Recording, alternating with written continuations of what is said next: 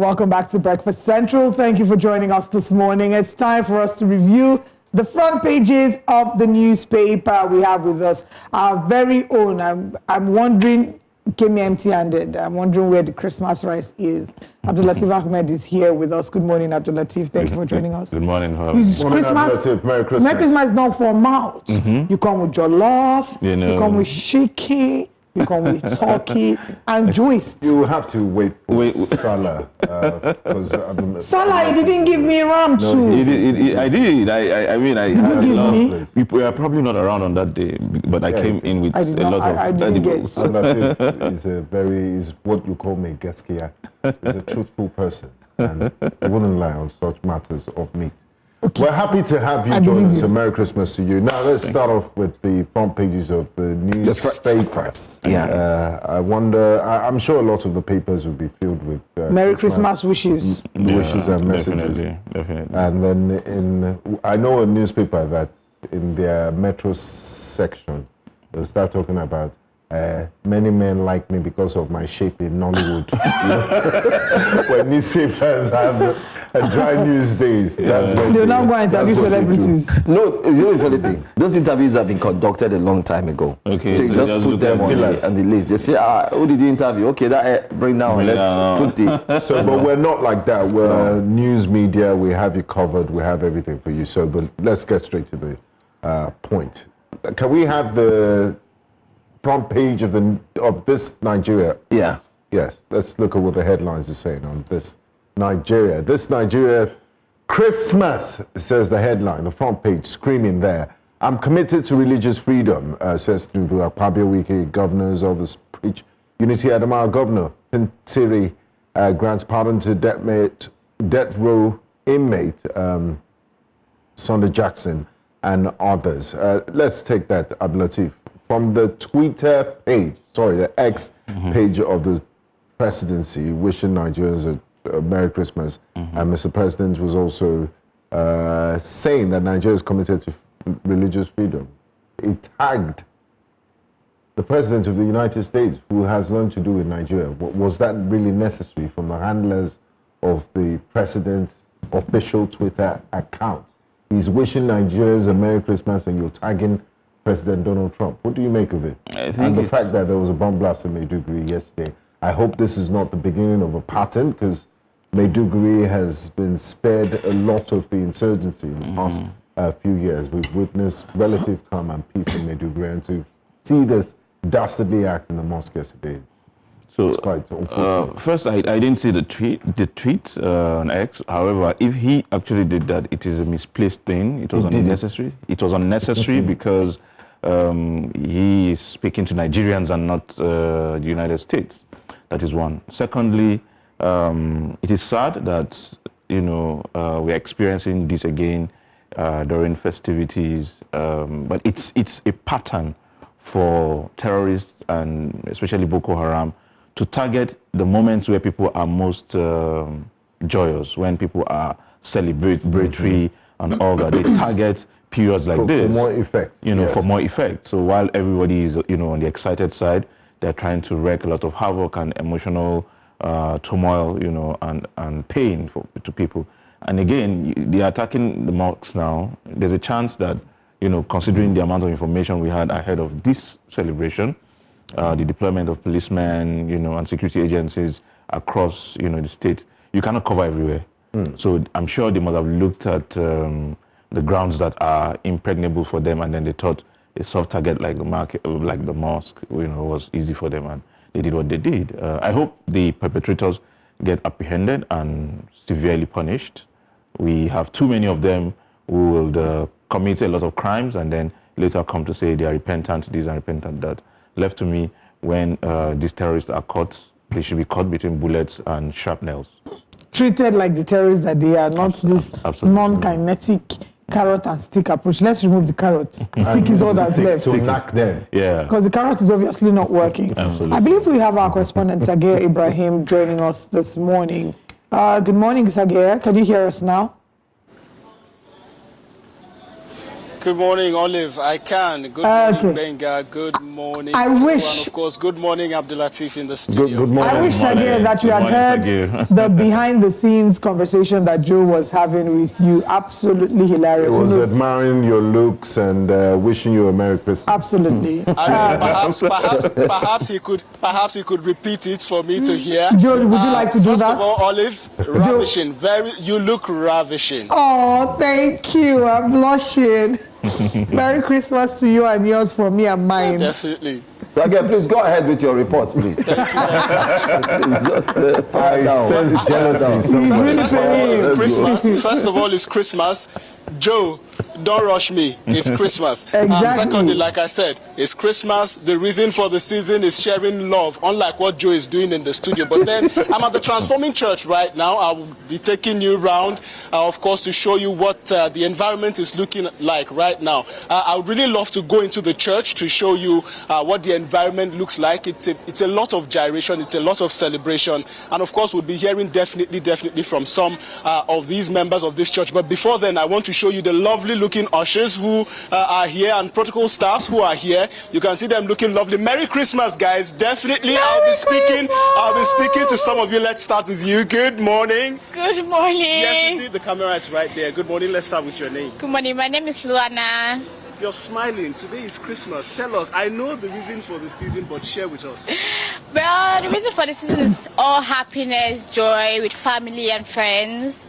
So we are here together to celebrate the Christmas with our families and our friends. Indeed, definitely. And then, what has the year been like? I would say you have a lovely glow, but then tell us what your year has been like and what you look forward to. Well, 2025 was one of the best years for me. And I thank God to be alive and my family as well and my friends, making new friends and making new clients, and of course making a lot of money too. So I just want to thank God for that. The year has been amazing. Thank you. Thank you very much. Well, you heard it. More friends, more money, and let's switch to the next person. Good morning. Good morning. Yes, Merry Christmas, everyone. Merry Christmas. Let's start with your name. Okay, I'm Promise James by name. Tell us the reason for the season. How are you feeling this morning? Wow, I'm feeling so excited. This morning I just woke up and I was just like putting on a smile on my face, you know, celebrating the birth of Christ, and everything is just wonderful. Now, we know church service is on, so after church service, what's your daily activity or your day's activity going to be like? Okay, for that, I think I'll just go out with a couple of friends. Yes, that's just it. All right, then. Thank you so much.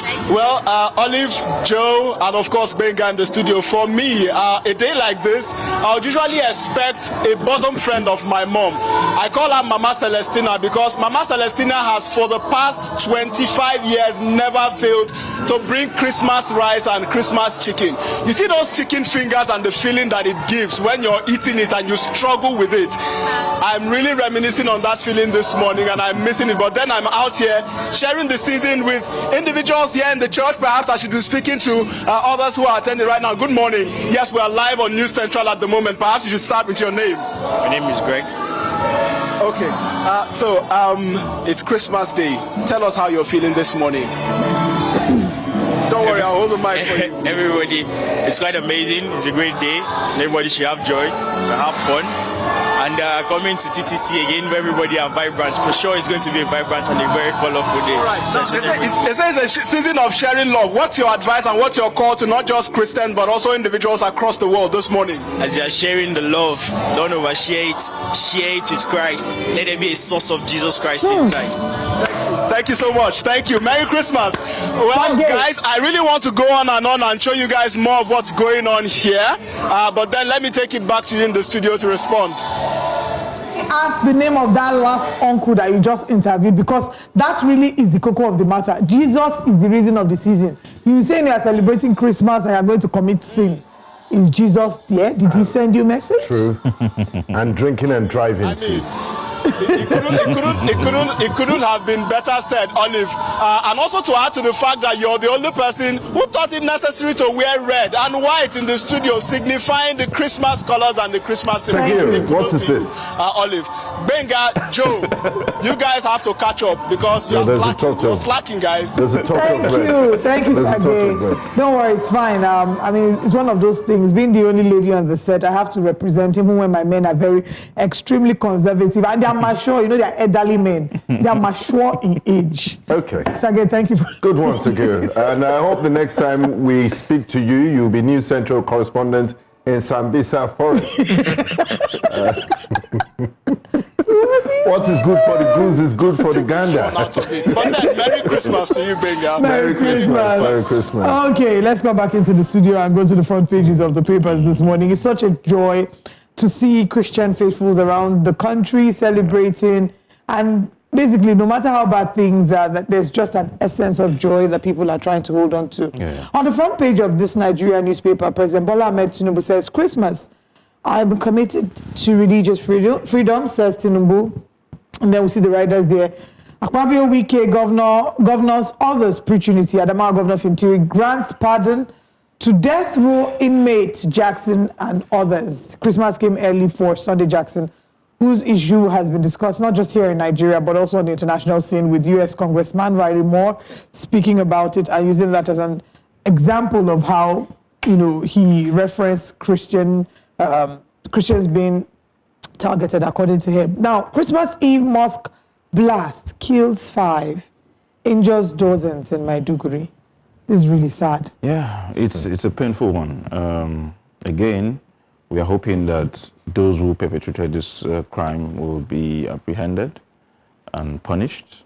There has to be serious penalty for such, mischievous behavior. I'm hoping that one day we'll wake up in Nigeria to not hear this sad news anymore, because it's really disturbing that people would attack, people who are celebrating. I mean, for no just cause. People are just there, in their places of worship, and then they're being attacked. I hope we'll wake up someday and not have to contend with such negative news. Yeah. Still on the front page of this Nigeria, EFCC arraigns, big one, former Justice Minister Abubakar Malami on 16 counts and 9 billion laundering, illegal funds, concealment, use of funds, acquisition of 30 properties, and tops of the charges.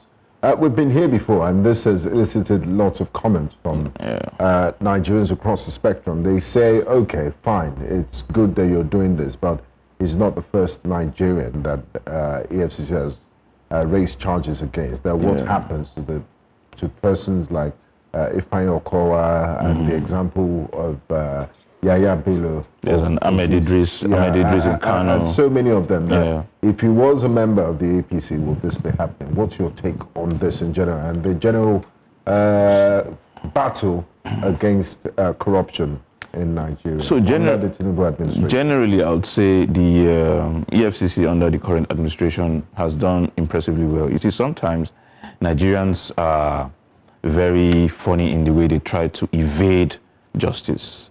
What I would have been more contented with is to see that for every administration, all the ministers are rounded up, well, maybe not rounded up, asked to submit, their... To account for their time. Yeah, their time, because every minister supervises a lot of funds, movement of funds. So there's a tendency that even if the minister himself had not committed some graft or be involved in misappropriation, there's a chance that some misappropriation may happen under his watch. So it makes a lot of sense that Nigerians should know. So you do not need to wait until allegations are brought against you. It should be automatic that having supervised this country's, ministry of XYZ over a period of 4 years, substantial amount of money has moved under me. This is what I know so far. Because at the moment, Malami should be explaining how this money got into his account. But what makes it so easy for an individual to amass such amounts of money? Is it that there are no checks and balances, no red flag systems? One man has access to billions of naira illegally? Are there no checks and balances? Doesn't it need other signatures? Can't we focus more on preventing these crimes from happening? So we have all the laws, we have all the rules, all the regulations that we could deploy. In fact, we still have God, you know. Nigerians are big on God, but all of these things do not work when people are hell-bent on illicit accusation, they are greedy, You will see that happen all the time, especially because the penalties, attached to these crimes are most of the time a pat on the back. I can't remember any minister, in contemporary times who had, been punished severely for misappropriation of graft. Most times when they steal, they do not just steal for themselves. They steal to bribe the system. For example, the guy we talked about, the former Accountant General of the Federation, yeah. You'll assume that somebody of his learning, pedigree and all that should not be found, in graft. But about 80 billion was traced to him unexplained funds. In fact, Nigeria now, we should see public officers and say, you know what? I'm not sure if this guy is living within his means. Can he explain, the sources of his funds? The reason being that this guy who has been in EFCC custody or whatever since 2022, we're in 2025 and he's still alive. He's not been prosecuted. I mean, we do not have any clear proof of what has been done to him. Why do you have to take 3 years to prove that someone has misappropriated funds? There should be, in fact, and so it boils down again to our budget performances. Most times we do not care, we just hear big figures and we don't care about the performance of our budget. And so next year it's rinse and repeat. Exactly. And then there's more, there's demand, the budget will be blown higher, but you're not even asking, how did we, perform with the budget from the previous year? And there's even legal obligation, there's a legal obligation on them to have a presentation, the performance of the budget, the presentation of the performance of the budget. Absolutely. Quarterly, to let us know that this is what we have done, this is how far we've come. Exactly, because if you do that, in fact, on a monthly basis, not even quarterly, we'll be able to track almost everything and say, whenever the rain begins to beat up, we'll say, this is where it happened. But when you keep mute, people are asking a lot of questions, people are writing letters, requesting FOI and all of that, and you keep mute for years, and by the time you're done, you're leaving government, there's a lot of gaps that we cannot plug. But if you are updating a lot of Nigerians are smart enough to listen and say, you know what this minister has said varies from what has been requested or varies from what has been appropriated. Can we reconcile? Can we explain this gap? And then you have to, in fact, the reason why you are leading people is that you have agreed to lead and be subjected to questioning. You shouldn't be the one to lead and then say, okay, why are they calling me? Just because, the former attorney was supervising the EFCC. Now the EFCC is calling on you. You do not need to wait until the EFCC calls on you. You should be able to say, as the attorney, this is what happened. I mean, he was supervising the repatriation of Abacha loot. But he was accused like a year after his coming in that, he has his hands in, there's so much money flying around in the system that you would wonder if they can really be accounted for. Take a look at the situation and why we're still borrowing. And why we're still borrowing. So it doesn't make sense. If we go back to the recent comments also made from this current administration, there were comments that, we've attracted $30 billion into the economy in terms of investment. There's also, the customs have made over 20-point-something billion naira. They've surpassed their mark. There's also monies that also caused a little bit of discrepancy between the Minister of Finance and, of course, the President, where he said we have already met our target, and then he said, oh no, we have 30 trillion left, we only made 10 trillion. So there's a lot. Because of lack of accountability, we may continue to see these instances continue for a very long time. But I'd like us to look at this next story. The Christmas Eve blast that has killed and injured dozens in Maiduguri. That story came as a shocker yesterday, because so far so good. We've seen the Borno State governor, whom I want to say, what we say to you on Breakfast Central, we applaud. We applaud his hard work, not just as one who's a governor, but one who has put in effort. We did show the video. News Central was there to cover the entire incident live.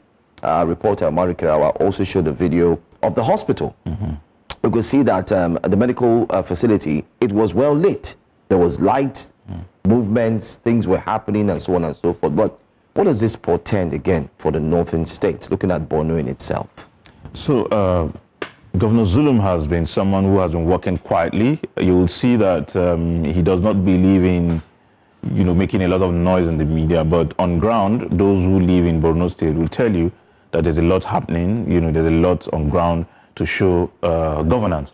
But you see, when you are in a state where some people are hell-bent on reversing every progress, every achievement of yours, it will not be surprising that they will keep coming up with stuff like this.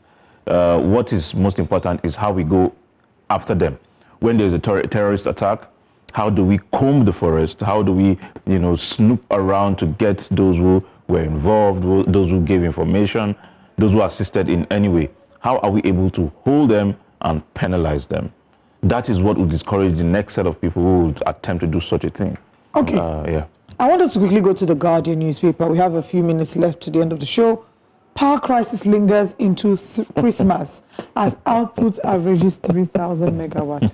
How do you put on a Christmas light with no light? With no lights, Wisdom will finish you. I mean, is the minister too busy pursuing his career?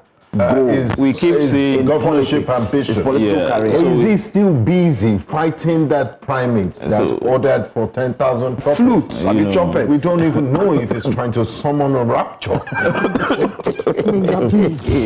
Anyways, I mean, we've been struggling with this thing. I mean, Nigeria's intractable power crisis. The same thing in 1960, the same thing in 1970, same thing in 1980, and we're here in the 21st century battling power. It is very, very, disturbing, very unsettling that we have to still be battling this amount of poor access to power at this time, because it reverses almost every gain. Those are the hospitals who will not be able to power, critical facilities to keep people on. Those who need it for their SMEs, those who need it for their industries, will not be able to do that, because it will cost us too much to rely on generators and alternative power supply. So Nigeria has to do something really. I don't know the economy, the corresponding effects. Yeah, and I don't know how we have to go about it, but I think each state should be able to generate its power and basically deploy it to the state, because you do not have to wait for a centralized system where you all rely on something that is unreliable. Let each state generate its own power and then power, the people. We have a good story there on the Guardian.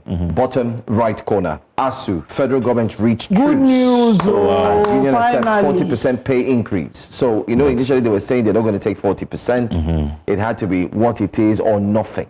But now they say, okay, we'll take 40%. So that's the sound one. And I think that's what's your take on that? Yeah, it's a good one. I mean, anything we can do at all to keep students in school. I mean, we are battling Boko Haram.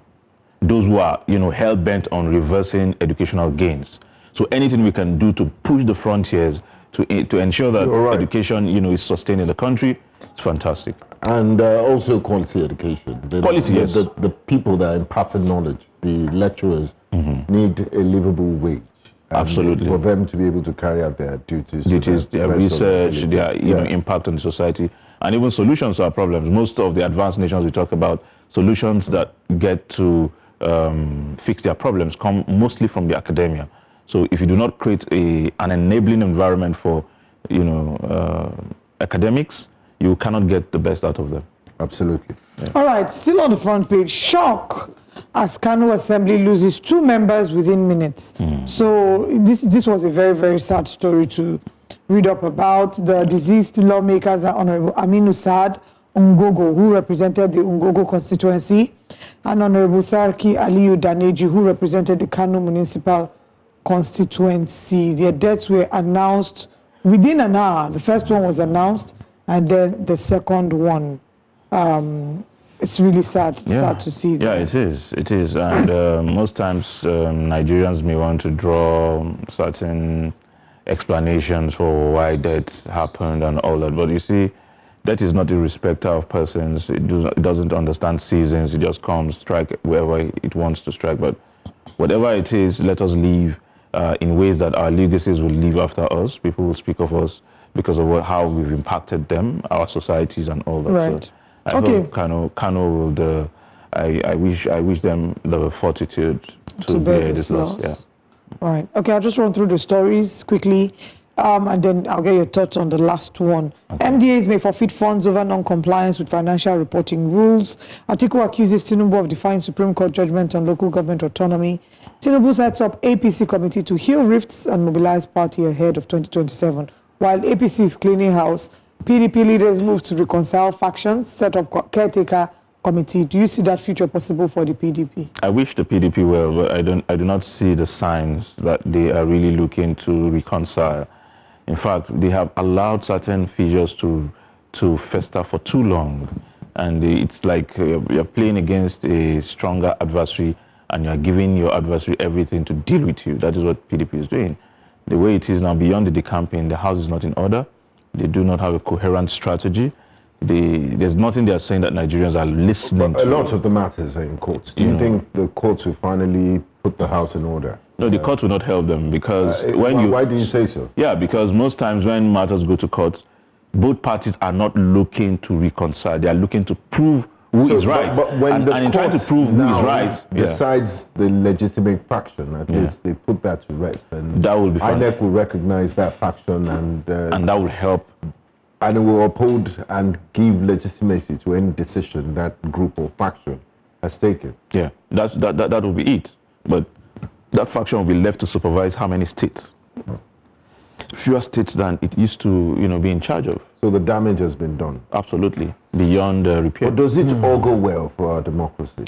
It is one of the saddening points for our democracy. If there's anything we can do, we must strengthen the opposition such that these are people who will be able to put the ruling party on their toes. Most times, Nigerians cannot tell between 6 and half a dozen.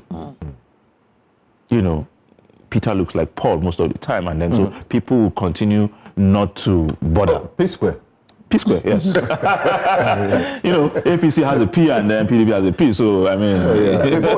Before we wrap up, let's just take the punch very quickly and just run through the stories without having to spend so much time on either of them. The punch says MDAs underfunded by 15 trillion naira in 3 years.